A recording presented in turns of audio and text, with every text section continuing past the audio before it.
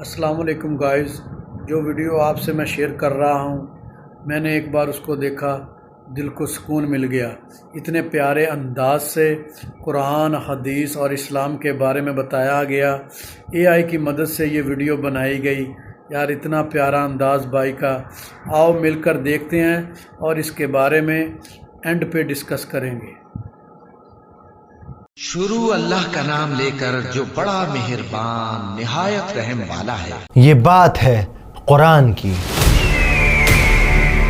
ये बात है उस इंसान की जिसने रसूलुल्लाह का दिल तोड़ कर रख दिया।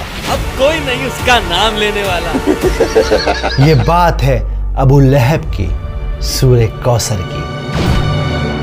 इन्ना अअतैनाकल कौसर। अक्सर हम लोग अपनी नमाज़ों में सूरे कौसर को रिसाइट करते हैं, पर अफसोस हम में से कितने हैं जो इसका मतलब जानते हैं। क्या है कौसर, क्यों अल्लाह ताला ने इसे नाजिल किया? क्या तुमने सुना तलहा? हाँ, अल्लाह के नबी ने हमें वो राज बताया कौसर का। सुभान अल्लाह। और सबसे ज़रूरी बात, सूरे कौसर का आज हमारी ज़िंदगी में क्या रेलेवेंस है, जानेंगे इस वीडियो में। बिस्मिल्लाहिर्रहमानिर्रहीम। इन्ना अअतैनाकल कौसर फसल्लि लिरब्बिक वन्हर इन्न शानिअक हुवल अबतर। सूरे कौसर कुरान की सबसे छोटी सूरत है। कुरान की बहुत सारी खूबसूरत बातों में से खूबसूरत बात यह है कि हर आयत के पीछे, हर सूरत के नाजिल होने के पीछे एक कहानी है, एक सच्ची कहानी। और ऐसा ही एक दिल दहला देने वाला, दिल को चीर कर रख देने वाला वाक़या है सूरे कौसर के नाजिल होने के पीछे। पहले उसे समझते हैं। मक्का की वो दोपहर खामोश थी। लोग अपने अपने घरों में आराम कर रहे थे, मगर अल्लाह के नबी खामोश बैठे थे। अंदर से दबी दबी सिसकियों की आवाज़ें मिट्टी की दीवारों से टकराकर वापस आ रही थीं। उनके बेटे अब्दुल्ला अल्लाह को प्यारे हो गए थे। वो नन्हा सा जिस्म जो कल तक उनके सीने से लगकर सांस लेता था, अब मिट्टी की गोद में था। मगर बराबर वाली दीवार से टेक लगाए एक आदमी खड़ा था। मुझे भी बताओ अबू लहब, क्या मामला है? सबर रखो बा, सबर। यह आदमी और कोई नहीं बल्कि रसूलुल्लाह का चचा था। अंदर से आती हर सिसकी उसके चेहरे की मुस्कान बन रही थी। और फिर वो खुशी से चिल्लाया, बुतीरा मोहम्मद, बुतीरा मोहम्मद। खत्म हो गया मोहम्मद का बेटा, टूट गया मोहम्मद की नस्ल का सिलसिला। उसकी आवाज ने नबी का दिल चीर कर रख दिया। गुलामों को उसने खजूरें बांटी, अपने दोस्तों के साथ कहकहे लगाए और सबसे कहता रहा, तुमने सुना मेरी जान, मेरे भतीजे की जड़ कट गई। अब कोई नहीं उसका नाम लेने वाला। उसकी हंसी, उसके अल्फाज हवा में सांप बनकर तैर रहे थे। मगर अल्लाह ने अपने नबी को अकेला नहीं छोड़ा, उन्हें एक तोहफा दिया। ये तोहफा था सूरे कौसर। इस सूरत में अल्लाह ने अपने नबी से कहा कि ए नबी, आप फिक्र न करें, हमने आपको कौसर अता की है, तो बस आप इबादत कीजिए अपने रब की। और वो जो आपको बार बार बुतीरा मोहम्मद कहता है कि मोहम्मद की जड़ कट गई, नस्ल कट गई, असल में उनकी नस्ल ख़त्म हो जाएगी। अल्लाह के नबी के चेहरे पर मुस्कान आ गई। दिन ढल गया। अबू जहल बेवकूफ़ों की तरह हंसता रहा। उसे क्या खबर कि अल्लाह ने उसे जीते जी बर्बाद कर दिया। नस्ल कट गई। तो मेरा ख्याल है कि अभी इस लम्हे अब इस बात को अपने दिल में उतार लीजिए कि सूरे कौसर को आप इसलिए रिसाइट मत कीजिए कि वो छोटी सूरत है, बल्कि आप इसलिए रिसाइट कीजिए कि अल्लाह ताला ने वो एक तोहफ़े के तौर पे हमारे नबी सल्लल्लाहु अलैहि वसल्लम को दी है, ताकि उन्हें ये एहसास दिलाया जा सके कि उनका स्टेटस इतना हाई है, उनका मकाम इतना ऊंचा है कि अल्लाह सुब्हानहू व तआला खुद उन्हें तसल्ली दे रहे हैं, उनको कंसोल कर रहे हैं। अबू अरवा, सुना तुमने? अल्लाह ने नबी का मकाम और ऊंचा कर दिया है। तो पहली आयत है इन्ना आतैना कल कौसर। तो जब कुरान में इन्ना का लफ्ज़ आता है तो इसका मतलब होता है कि किसी बात पे जोर दिया जा रहा है। तो इस पहली आयत का मतलब है कि बेशक हमने आपको कौसर गिफ्ट की है, अता की है। अब कौसर क्या है? एक हदीस में आता है कि कभी ना ख़त्म होने वाला موتی کے کناروں کے درمیان جنت میں بہنے والا جھرنا ہے کوثر۔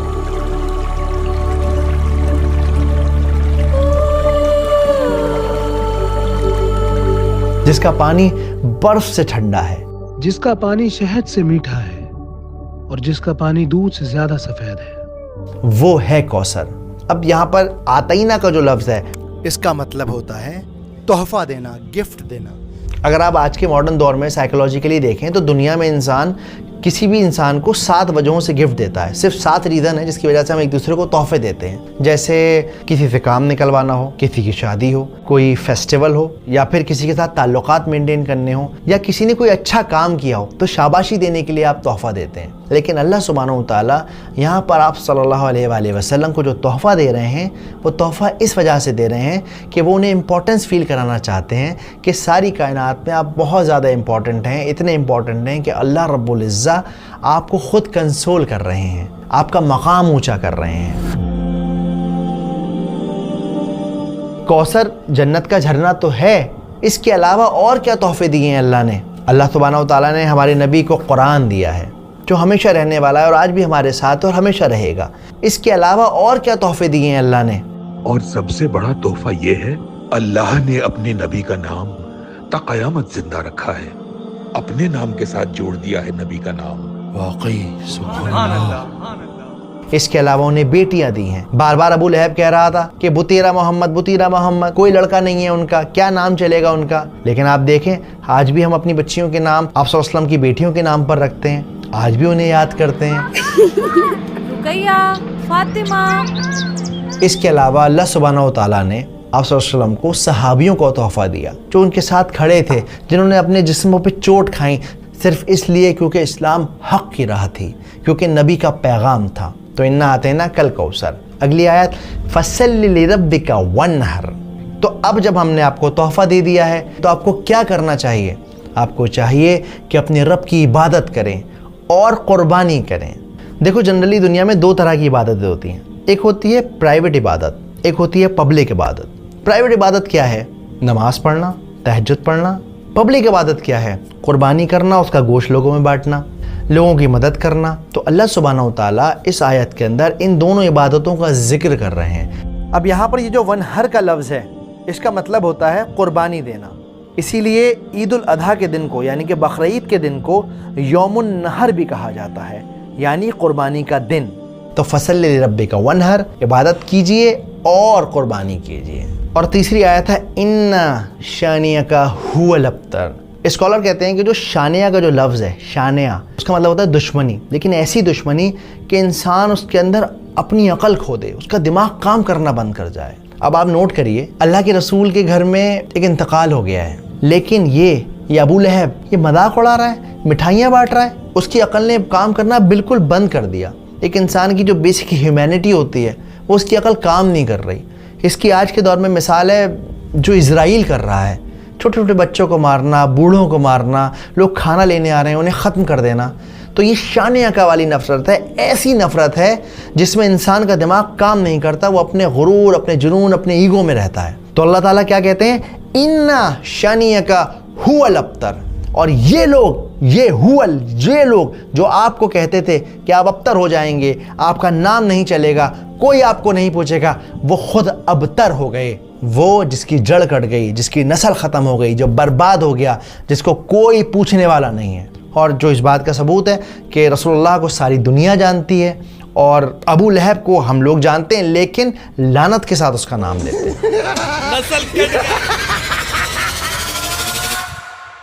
لیکن آج اس صورت کا ہماری زندگی میں کیا ریلیونس ہے؟ کیسے ہم اس صورت کو اپنی زندگی میں اتار سکتے ہیں؟ دیکھیے آج بھی اکثر ایسا ہوتا ہے کہ ہم پریشان ہوتے ہیں نا تو لوگ تانا مارتے ہیں، 4 لوگوں میں بیٹھ کر مذاق بناتے ہیں۔ ایون جب گھر میں بیٹیاں پیدا ہوتی ہیں نا تو اپنا ماتھا پیٹ لیتے ہیں۔ انسان اس طرح کی حرکتیں کرتا ہے نا تو ایکچولی وہ ابو لہب کی راہ پہ چل پڑتا ہے۔ ابو لہب کیا کہتا تھا؟ محمد کا کوئی بیٹا نہیں، ختم ہو جائے گا اس کا نام اس کے بعد۔ اس کی سوچ یہ تھی کہ انسان کی جو نسل ہے وہ صرف اور صرف لڑکے سے چلتی ہے۔ ہمارے معاشرے میں آج کتنے ایسے لوگ ہیں جو اس طرح کی باتیں سوچتے ہیں، بیٹیوں کو بوجھ سمجھتے ہیں، لڑکوں سے اپنے خاندان اور نسل کو چلانے کی کوشش کرتے ہیں۔ انہیں لگتا ہے میرا خاندان تو جب ہی چلے گا جب میرے گھر میں لڑکا پیدا ہو جائے گا، چاہے اس خاندان کو محلے کے باہر کوئی جانتا نہ ہو، شہر کے بعد کسی کو پتہ بھی نہ ہو اس خاندان کے بارے میں، لیکن چاہیے صاحب لڑکا ہی لڑکا۔ تو اس لیے اس طرح کی سوچ سے بچیں، قرآن کو مطلب کے ساتھ سمجھیں، اور جب کوئی پریشان ہو تو اسے تسلی دیں، اسے کمفرٹ کریں۔ اکثر ہم لوگ نا کسی کو کمفرٹ کرنا بہت زیادہ اوور کر دیتے ہیں، اور جب وہ بندہ چپ نہیں ہوتا، سمجھتا نہیں ہے ہماری بات، ہم جھنجلا جاتے ہیں، اس سے ناراض ہو جاتے ہیں۔ پر ایکچولی ایسا نہیں کرنا ہے، آپ کو بس اسے یقین دلانا ہے میں ہوں تمہارے ساتھ۔ جیسے اللہ سبحانہ و تعالیٰ نے صرف اور صرف 3 آیتوں میں اپنے نبی کو تسلی دی دی۔ اب آپ کے اور میرے لیے کوثر کیا ہے؟ آپ کے اور میرے لیے کوثر ہے ہماری صحت، ہماری اولاد، ہمارا گھر، فری وقت، ہر وہ چیز جو آپ کو ملی ہوئی ہے وہ ایکچولی کوثر ہے۔ ورنہ ذرا باہر نکل کے دیکھیے، لوگوں کی صبح اسپتالوں کی لائن میں ہو رہی ہے، لوگوں کی شامیں قبرستان میں فاتحہ پڑھتے ہوئے گزر رہی ہیں۔ تو اگر آپ کی زندگی میں کوئی چھوٹی موٹی پریشانی ہے، اداس نہ ہوں، اپنی نعمتوں کو کاؤنٹ کریں، دیکھیں کہ آپ کو اللہ نے کیا کیا دیا ہے، اور اس طرح سے سورہ کوثر کو اپنے اندر اتاریں۔ اگلی بار جب آپ نماز پڑھیں سورہ کوثر کو ریسائٹ کریں تو یاد رکھیں کہ یہ بہت ہی امپورٹنٹ سورت ہے۔ امید کرتا ہوں بات سمجھ آئی ہوگی، ویڈیو پسند آئی ہوگی۔ نیچے ایک لنک ہے، اس کے اندر اس پوری ویڈیو کے اندر جو بھی میں نے ریفرنسز، حدیثیں یوز کری ہیں، مولانا مودودی ہیں، ابن کثیر ہیں، جو بھی میں نے تفسیریں یوز کری ہیں اس کا لنک ہے، آپ جا کر پڑھ سکتے ہیں، کراس چیک کر سکتے ہیں، اور آپ کو کراس چیک کرنا چاہیے۔ اس کے علاوہ میں کوشش کر رہا ہوں ایک کمیونٹی بنانے کی، لوگوں کو اپنے ساتھ جوڑنے کی، جہاں پر ہم قرآن کی، سیرت النبی کی، AI کی، ویڈیو ایڈیٹنگ کی باتیں کر سکیں، ایک دوسرے کے ساتھ سیکھ سکیں، اپنے علم کو ہائر اینڈ پہ لے جا سکیں۔ تو اگر آپ اس سفر میں میرا ساتھ دینا چاہتے ہیں تو آپ نیچے دیے گئے لنک پر ہمارے کمیونٹی ممبر بن سکتے ہیں۔ آپ کے جوائن ہونے سے ہمیں ہمت ملتی ہے، ہمیں طاقت ملتی ہے، ہمیں یہ بھروسہ ملتا ہے کہ یہ کام ہم فل ٹائم کر سکتے ہیں۔ جزاکم اللہ خیر، السلام علیکم۔ إنا أعطيناك الكوثر ماشاءاللہ ماشاءاللہ، اس بھائی نے قرآن اور حدیث اور اسلام کے بارے میں جو میسج ہم کو دیا، ماشاءاللہ بہت اچھے طریقے سے، اور ہمارے علم میں اضافہ ہوا۔ اور اگر آپ اور اچھی ویڈیو دیکھنا چاہتے ہیں اس بھائی کی، میں نے ڈسکرپشن میں ویڈیو کا لنک دے دیا ہے، جائیں اور دیکھیں۔ اور میری ویڈیو اینڈ تک دیکھنے کے لیے شکریہ بھائی، اللہ حافظ، پھر ملیں گے۔